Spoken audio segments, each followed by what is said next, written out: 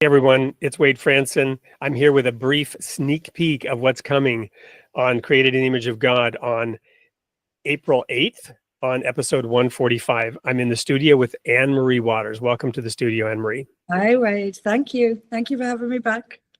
Well, we've just been having a robust pre-recorded discussion on the fact that we live in a post-truth society. What do you mean by that term?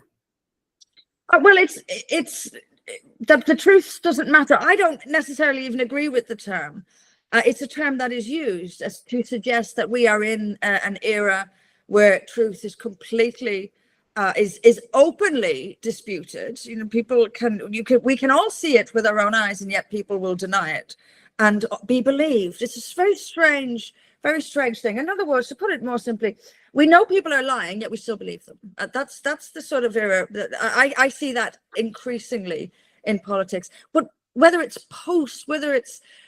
post-truth is another matter, because that suggests we once had the truth, that the truth was once paramount, and that the truth was once what guided us. I don't believe that it was. I think we have always been in an anti-truth society, I'm afraid. And from my own background, I belong to a religious organization that believed we, quote, had the truth, unquote.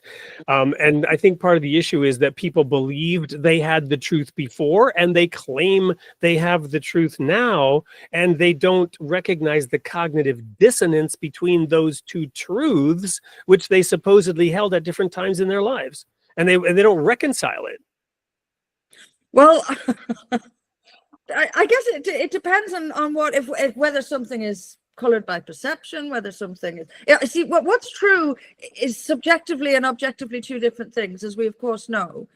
Subjectively, people can think something is true. It's colored by their perception, by their experiences. It's in objectivity where the real truth is found. And so, when it comes to religion or spirituality, people who belong to a faith can claim that their beliefs are true, but that's only a claim. So I'm talking about objectivity, and I'm talking about everydayness and everyday truth, which is what really happens. What does the word truth means? It means what really happened. So my dog has just walked out of the kitchen now. If you were sitting here with me and saw her walk out of the kitchen, we would both agree objectively my dog has just walked out of the kitchen. If you say your dog hasn't just walked out of the kitchen. It hasn't. I did not see it. I do not believe, because I don't believe you, and I don't trust you, what you're saying right now. So obviously what you're telling me is lying. I want to get at your hidden agenda and your hidden motive in telling me about this dog. Okay, I do have a hidden agenda about the dog. It's very important that you thought, but you come on. Which is why I said but I'm illustrating the point, Anne Marie, of that it's objective. Though, if you were here, you would have seen the dog walk out of the room with me. We would have both seen the same thing at the same time, and it happened. She did walk out of the kitchen. But so what we're going to discuss. You said didn't. You're lying.